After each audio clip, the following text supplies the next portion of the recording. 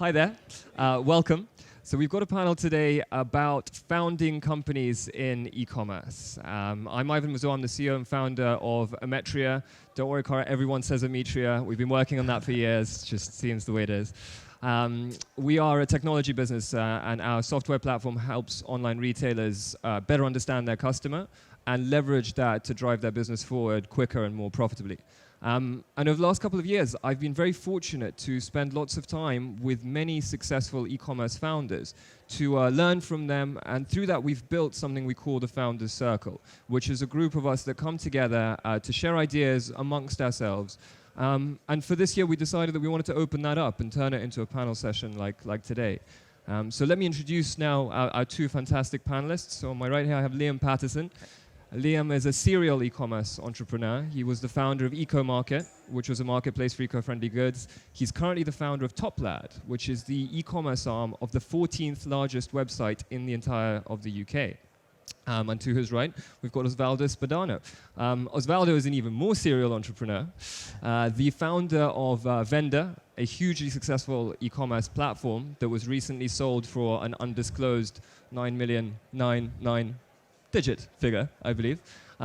He was the CTO at Ukes, a huge online retailer, the CTO of Alex and Alexa, a very well-known children's retailer here in the UK. And currently he's the founder of Elastera, a cloud-based platform as a service solution for Magento retailers. Now, before we kick off with a few questions, I thought we'd do a little interactive bit here now.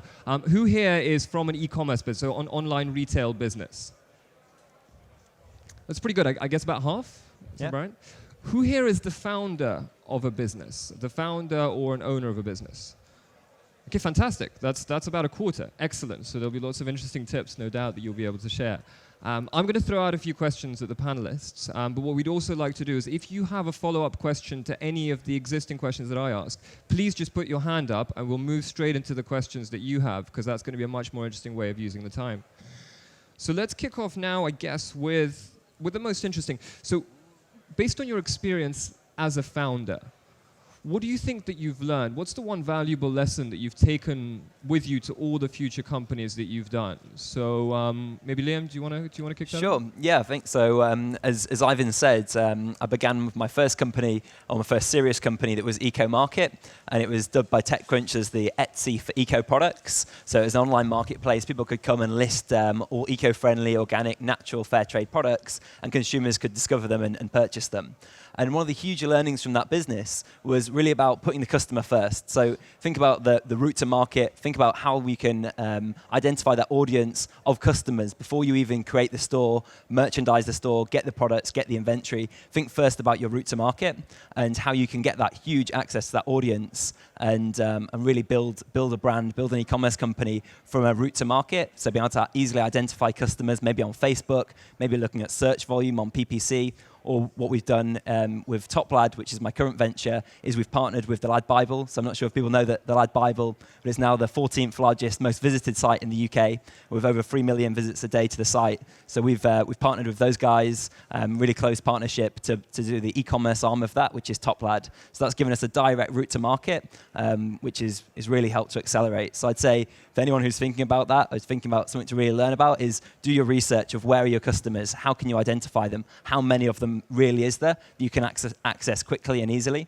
And yeah, I'd say that's my biggest takeaway to date. My experience, I've been both on the B2B side in terms of providing fully managed services to online retailers from big retailers like British Telecom, BBC, Laura Ashley, many of those. And also been in the situation of being an online retailer. As a startup, as a fast-growing company, as a big company. One thing I've learned from the online retailer point of view is that there is something which is extremely important and very often gets totally, completely forgotten or put it aside. And that is the definition number one of a website, of an online retailer website, is performance, is high performance. Very often, lots of people focus on building the website, adding features, and trying to just add all those things that probably the customer doesn't value at all. And they forget about how performance is important. And they think that something which is on the side is someone's is going to take care of, and it's not true. It's your decision to make it a priority, is to make it a feature number one. That drives traffic. It sounds, it helps acquiring traffic and it helps converting. That is the baseline. If you don't have that, there isn't much to go. Or let's put it in a different way. Even if you find a way to grow your business, you're not maximizing the opportunity. And that's something I've seen over and over and over. And some clients, I remember at Venda, they actually said that very clearly. After a year of experience, they realized that it was just a matter of going back to basic in order to see the business grow, rather than wasting time on many things that don't add value to the customer. So I agree with Liam. Customer is the essence. Most importantly is understanding what value is from the customer point of view, not from your point of view, but from the customer point of view. And in order to understand that, you need to go through a journey, which is a very difficult journey. And that's why many people don't do that. And it's a journey about understanding data, okay? But it is also a journey of listening to your customers, okay? And don't let the data to do all the job. That's important, but you also need to listen to your customer. Do not, for example, to make sense of it, outsource your customer service. At the point you outsource your customer service, you're not listening to your customer, you're not getting the feedback. That's a big, big mistake. Well, we'll jump onto data later. It's my favorite topic, as you know, Osvaldo. Let's do a second interactive bit. Can we do hands up for people who consider themselves part of a big established retailer? And then hands up for those that are part of a startup, so kind of a small growing business. Okay, so more startups. Let's talk about startups. So when you are starting out, when you're at the very, very beginnings of trying to grow that e-commerce site, what is the hardest thing? What's the best thing that you can do? Liam? Sure. In terms of, so you've got your idea, you've got your products, so you've done some research to really find out where's that customer audience, and so I think that's pretty key, is obviously really understanding that audience. So you can so easily look into things like Facebook audiences to find that size of it, keyword research, and then once you've got that audience, you want to try and connect with them. So you really want to get up a great site, and there's so many places now. You've probably met loads of different companies that are doing that. So just going back, say 3-4 years, it was really tough to get an e-commerce store going.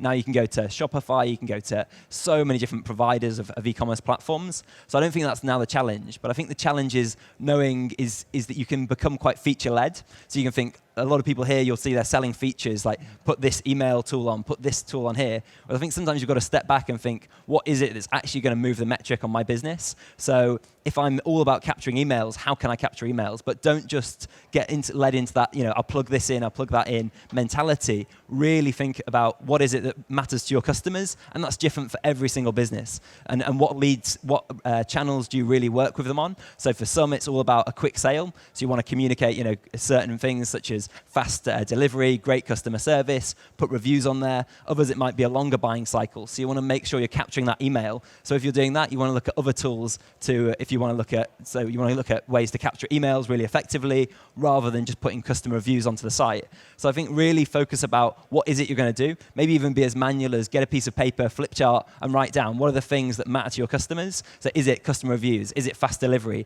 And once you've got that, then go out to all these different companies and providers and look at what's the smartest way you can do that. How can and read case studies, meet with other founders around here, other e-commerce guys, and learn from them. But I'd start with what really works for your business, or what you think is going to really work for your business, this core hypothesis, and then work out from that about how you're going to actually implement that hypothesis. But I think focus on that hypothesis, not on how you're actually going to do it, because it's so easy to start the other way around, although it sounds silly, and actually think, we're going to plug these things in, but why are you plugging them in, right? So that would be my point on that. Makes sense. Osvaldo? Yes. I'm going to start also from your point, but so what you said about the hypothesis and then go and experiment it, okay? Now, probably some of you is familiar with the concept of lean startup. How many of you know or heard of lean startup? Quite a few. Yeah, it's good. Okay, now I'll get there very soon because it's a very interesting subject and topic. Before I go there, there is obviously a kind of question I guess people are going to say, yeah, but I haven't got the data. I'm just starting. Where do I get the data from? You haven't got it, right? So it's a catch-22. You haven't got the data. How do you find out that what you're doing is actually working or not? You know, a typical example, A/B testing. If you haven't got a good sample of data, whatever you do is never going to be statistically significant, right? So you can't do it.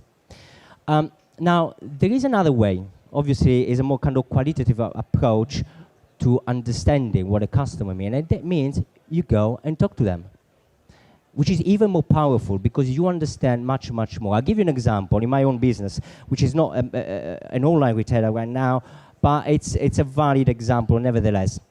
When I talk to some people, I don't try to just go there and sell it, okay? That's pointless. I really try to understand what is their problem. Why are they talking to me, right? Obviously, what they say, oh, my website is slow. Yeah, so what? You know, so many websites are slow. Why do you want to do something about it? And then you go there, and you understand, obviously, there's a business, they want to have improve conversion, but then you dig a little bit deeper, and you get, at the end of the conversation, the truth come out. They are in pain. Every time they go on a holiday, they get cold. It's a nightmare. They don't enjoy their holiday. Every weekend, it's anxiety whether the website is going to go down or not. So you can see how a problem that started as, oh, my website is slow, it actually gets into something more personal, which is, this is affecting my life, okay? So again, it's the power of having a conversation. There is a name for it. They call it nowadays customer development, and it's a very, very powerful way of approaching the customer and understanding how your business can resolve a real problem. Now, going back to what Leah was saying about the hypothesis and experiment. So Lean Startup is a movement which started a few years back by a guy called Eric Ries, who is also an advisor of my company. Now, what is interesting, because what it is basically is about applying a scientific method into a startup. So you get a hypothesis, you do the experiment, and you learn. And you go through this cycle all the time, and you keep going it. In a very simplistic way, what it is about problem solving. And if you think about every company, from startup to big companies, what they do is problem solving, day in, day out. And if you get really good at it, you're probably going to have a good business. Now, what is very interesting about it, lots of people think that this methodology, it's only for startup. Actually, if you look back, Lean Startup comes from the lean thinking. And lean thinking comes from what is called a Toyota production system. Obviously, when you think Toyota, you don't think about startup, do you? Right? So it's nothing to do with startup. It's just a way of approaching problems, it's a way of resolving the problem. It's a scientific method, okay? You ask a doctor, it would tell you what a scientific method is. Everyone knows about it. And that's what it's all about. So as you can see, actually, startups are trying to find the agility and the fast pace and the growth using methodologies that have been around for a very long time and have been used by some of the very big companies. So it's not just something for startup, and that's, I think, an interesting point. Let me ask a follow-up. So you're talking about the lean startup. Liam, you said what's going to move the metric on my business. So that gets into data, right? So I love data. I know that you both love data as well. What is the one single piece of data metric, data set? What is the one thing that you think all startups or even all e-commerce businesses should be monitoring, measuring, and why? Who wants to go first? Ozzy. Obviously, it depends on the business. Now, if your business is based on the assumption that you're gonna have your customer coming back to your site, okay, and that's very important, then you wanna measure that. you want to measure that, and you want to make sure that you start measuring that the customer is coming out, or you want to start measuring the churn. How many customers are not coming back? Because if it's a key assumption of your business and that's not happening, then you're in trouble. You cannot grow, or you have to fix something, right? Vice versa, if you have a business where you count on a quick sale on the first time, you know that you're not going to see the customer for the next 5 years, but you're selling very high value items, for example, then you want to maximize, for example, the return on investment. So understanding the cost of customer acquisition and understand how much it's costing that, and then become very good at what you do. As a retailer, it's the ABC of retailing. Understand your margin, understand your cost, and all of that. And that's, and that's why then there is another thing about startups and retailers, which goes around efficiency, about how to make the most out of your costs and the capability of delivering the value, because every time you acquire a customer, it's going to cost money. Perfect. And Liam, you are the most data-driven retailer right now.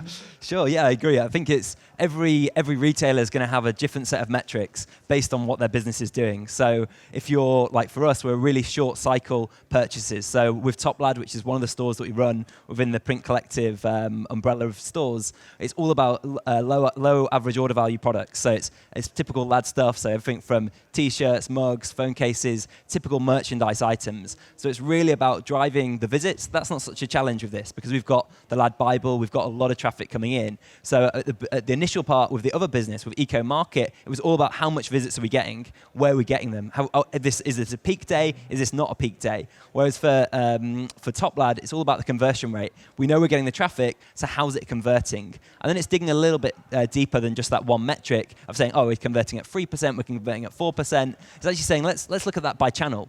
We've got free channels. So for us, the Lad Bible, the Sport Bible, these sites that can drive a huge amount of traffic. We've got ones that we just pay on results. So we've got affiliates. We give them 10, 20% commission on what they sell. So there's no risk there. But there is risk when you move to paid marketing. So Facebook ads, which we do a lot of, Twitter ads, PPC with regards to Google search and product listing ads. So there's all these different channels, and they can be costing between £1 a click to just a few pennies a click. So you've not only got to know it by the channel, but you've also got to know it about which campaigns are driving that. Because if it's a £1 that's driving loads of £1 a click, it's driving 1,000 visits and it's getting no sales, that's a worrying thing. So you've really got to be able to track these KPIs. You've got to know the KPI that relates to your business and why it relates to your business.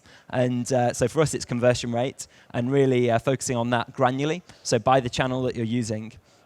So that'd be my answer. Fantastic. Well, I think it's time to put it out there to the audience. Any questions based on the discussion so far? What can these two experienced entrepreneurs tell us? Anyone? I've got a few. There's one just here. I think there's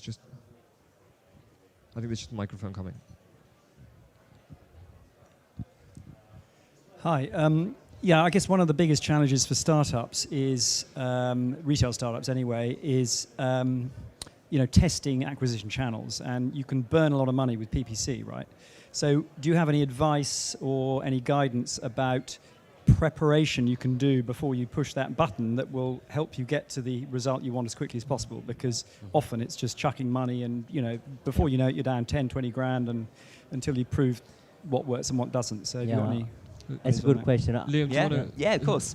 So with my first company with eCommerce, it was we've sort of touched on that you need to have these core metrics. You need to track them, and not only track them within the way that you might do within, say, Google Analytics, but you need to be able to track them a bit more granularly. So you need to be able to look at what channel, what campaign's driving that, how's that reacting, how's that responding. And with eCommerce, we spent a huge amount of resource being able to put that infrastructure in place. So we looked at things like RJ metrics, and we to be honest, we struggled with a number of different tools, Google Analytics. There was loads of these different tools, and we had a good team there. We were seed funded, and we had I think 2 guys full time working on analytics. And as Osvaldo said, you go through this build, measure, learn. So you do a test. So you run a campaign, you track the results, and you come to analyze them. And what was really painful was that we'd run the campaign, spend thousands of pounds. We thought we'd got the results, but when we came to measure them, only a week later, 2 weeks later, we realized we hadn't actually tracked it in the right way. So I think actually getting that tracking set up onto your site is really key. So one of the first things we did with Print Collective and with TopLAD, the store with the LAD Bible, was we said, okay, let's make sure before we start spending on ads, before we start sending acquisition and driving all this traffic, let's make sure that first of all the site's prepared so it can handle the traffic, it can handle the spikes of traffic, it's got a good infrastructure, but probably more important than that was that we're actually going to track this stuff correctly. So for that, we actually turned to the guys at Ometria, which is a really cool tool. And I'm not just selling this thing. It really was a great tool. It's just a few minutes, plug it in, and you can actually track all that cycle very easily. So that was one of the learnings. And then also putting in that time to actually analyze that tool. So analyze, go through that cycle, run the campaign. Make sure when you run the campaign, you put in the effort to track it. Put UTM codes on. If you're doing Facebook, put the pixel on the checkout. So you're collecting that data. Any data you can collect it. And then spend the time to actually analyze it. And then to optimize the campaigns, to optimize the products. However, when these kind of things happen, that's where the problem starts. I'm joking. But I'll give you some example on how important is that you understand deeply all these things and how they're impacting your site and your business. I'll give you an example. Take an example of a typical retailer using Magento, for example, which is what we look after. And now let's say you spend tons of money on paying a license for Magento Enterprise. So you think, oh, I spent the money, I made investment, I must have the best platform out there, right? So whatever I do is just going to work. No, it doesn't work like that. The minute you're going to start doing exactly what Liam says, which is right.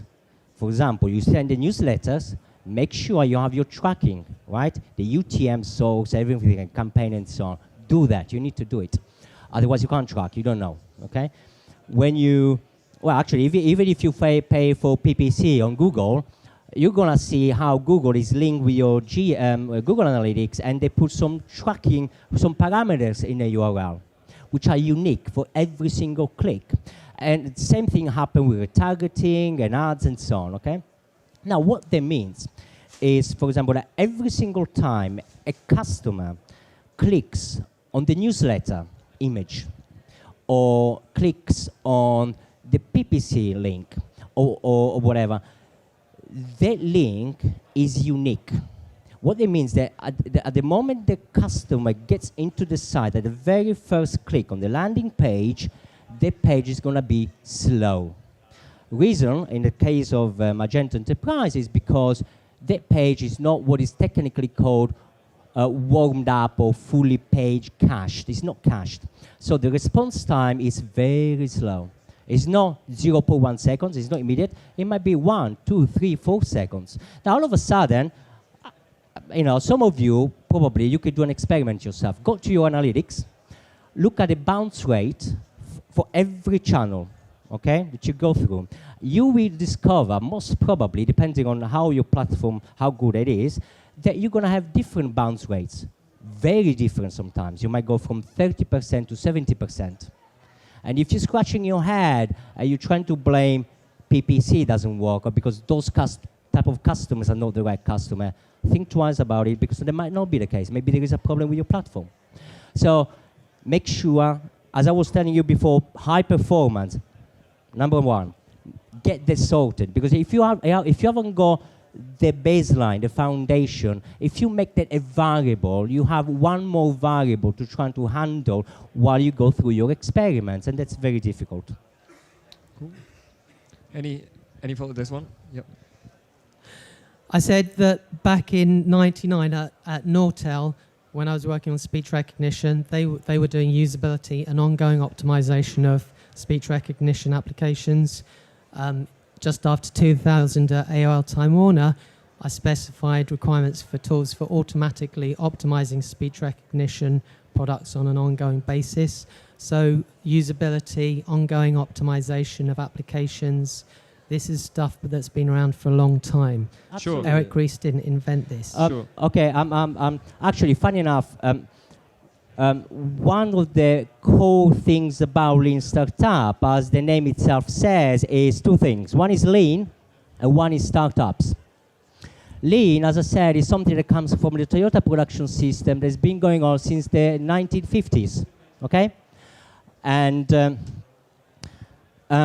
actually, funny enough, Eric Ries is actually one of my advisors, and I got another advisor, and the advisor is actually the father of Lean, the guy who brought the old concept. His name is Dan Jones, and he's the father of Lean, basically. He's the guy that got all the concept of the Toyota production system into the Western world. And people like Amazon, people like GE, Ford, and so on, they learn out of it. Now, Oh. I think we've got some questions at the front before we wrap up, if it's okay. I think we'd rather... Just one more point.